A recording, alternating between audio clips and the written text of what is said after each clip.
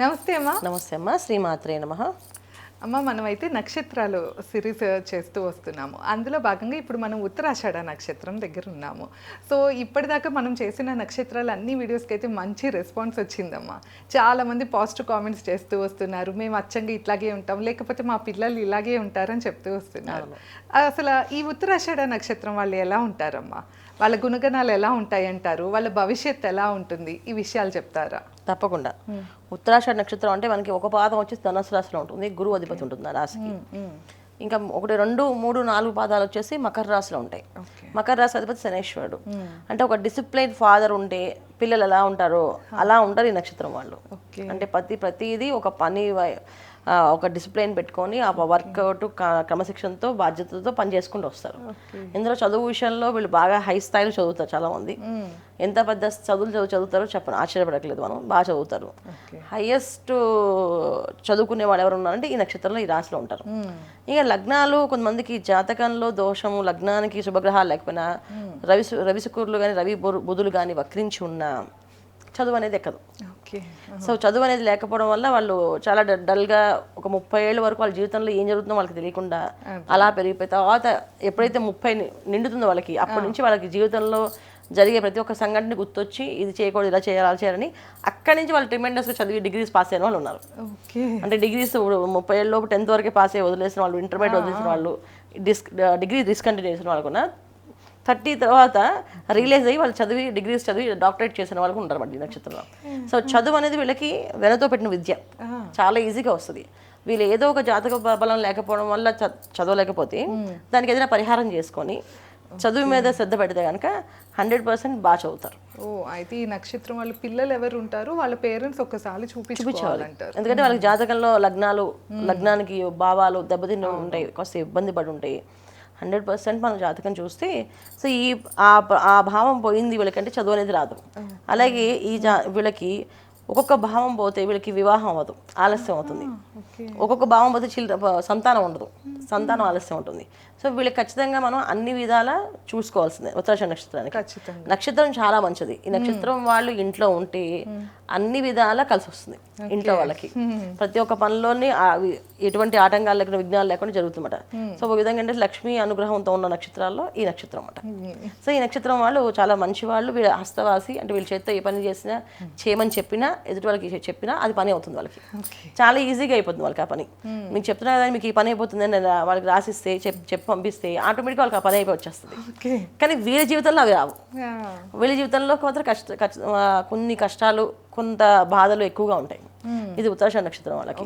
So ఉద్యోగాల విషయంలో, వ్యాపారాల విషయంలో కంటే, వ్యాపారం కంటే ఉద్యోగాలు ఎక్కువ చేస్తారు చాలా మంది. పెద్ద పెద్ద ఆఫీసులలో అడ్మిన్స్గా పనిచేస్తుంటారు వీళ్ళు. ఒక బాధ్యతగా, నిజాయితీగా పనిచేస్తారు. అంటే నిజాయితీలో వీళ్ళు ముందుంటారు అనమాట. సో వీళ్ళు మోసం చేయడం కానీ, వీళ్ళని ఎదుటి వాళ్ళు మోసం చేస్తుంటే భరించడం కానీ వీళ్ళ వల్ల కాదు. అంటే వాళ్ళు మోసం చేసి తెలిసిందంటే అది చూస్తూ ఉండలేరు. విపరీతమైన కోపంతో ఇష్టం వచ్చినట్టు మాట్లాడేస్తారు. అది అందరికీ చెప్పేస్తారు, ఇలా మోసం చేస్తారు వీళ్ళని చెప్పేసి. ఒకసారి మోసం చేసిన తెలిస్తే వీళ్ళు దృష్టిలో పడితే అది 100 సార్లు పడినట్టే. ఇక జీవితంలో వాళ్ళకి క్షమాపణే ఉండదు. వీళ్ళు మోసంగాళ్ళే, వీళ్ళు మోసం చేస్తారు అని చెప్పేసి అదే ముద్ర వేసుకుంటారు తప్ప వాళ్ళు మారేరన్నా వీళ్ళు నమ్మరు, మర్చిపోరు. ఇది వీళ్ళకి నక్షత్ర ఒక గుణగణాలు.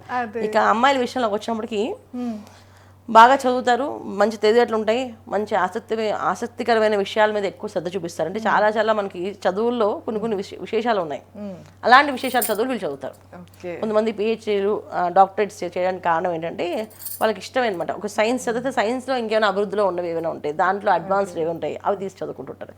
అలాగే జ్యోతిష్యం మీద, అలాగే వీళ్ళకి టెక్నికల్గా, మెకానికల్, ఇవన్నీ కూడా వీళ్ళకి చాలా ఇంట్రెస్ట్ అనమాట. అమ్మాయిలు చాలా ఫాస్ట్గా మాట్లాడుతుంటారు, చాలా ఫాస్ట్గా పనులను చేయాలనుకుంటారు, చాలా బాధ్యతగా ఉంటారు. ఇండిపెండెంట్ ఉమెన్స్, ఇండిపెండెంట్గా డెసిషన్స్ తీసుకోవడం అని మాట్లాడడం ఉంటుంది. కానీ ఇది ఉత్తరాషాఢ నక్షత్రానికి అధిపతి ఎవరు? రవి కనుక డిగ్నిఫైడ్గా ఉంటారు వీళ్ళు. ఏ విషయమైనా తొందరపడి మాట్లాడడం కానీ, తొందరగా చెప్పడం కానీ, తొందరగా ఎవరికైనా విషయాల్ని చేరవేయడం కానీ ఇష్టపడరు. కొంచెం డిగ్నిటీ మెయింటైన్ చేస్తుంటారు, డీసెంట్గా ఉంటుంటారు. వాళ్ళతో కలిస్తే, వాళ్ళతో మాట్లాడి ఒకసారి స్నేహం చేస్తే ఇంక జీవితాన్ని వదిలిపెట్టాం. కానీ వాళ్ళు స్నేహం చేసే వరకు టైం పడుతుంది. సో తొందరగా మాట్లాడడం కానీ తొందరగా కలుపుకోవడం కానీ అంత ఈజీగా దగ్గర రానిరు. మాట్లాడతారు కానీ దగ్గరగా వాళ్ళ మనసులో చేర్చుకోవడం అనేది జరగదు అనమాట. ఓకే. సో అందువల్ల వీళ్ళకి కొంచెం ఫ్రెండ్స్ తక్కువ ఉంటారు. ఉన్న ఫ్రెండ్స్లో 2-3 స్ట్రాంగ్ ఉంటారు, లైఫ్ లాంగ్ ఉంటాయి. ఇప్పుడు చిన్నప్పటి నుంచి ఫ్రెండ్స్, మేము ఇప్పుడే కాదు ఎల్కేజీ నుంచి ఫ్రెండ్స్ అని చెప్తుంటారు కదా. అవును. అలా ఒకలో ఇద్దరు వీళ్ళకి లైఫ్ లాంగ్ నడుస్తుంటే వీళ్ళ గురించి తత్వం పూర్తి తెలిసిన వాళ్ళే వీళ్ళతో ఫ్రెండ్షిప్ చేయగలరు, అదర్వైజ్ వీళ్ళు చేయలేరు. చూడటానికి ఎలా ఉంటారమ్మా వీళ్ళు? చూడడానికి సామాన్యంగా ఉంటారు, ఎందుకంటే వీళ్ళకి రాసాధిపతి శనీశ్వరుడు మకర రాశికి.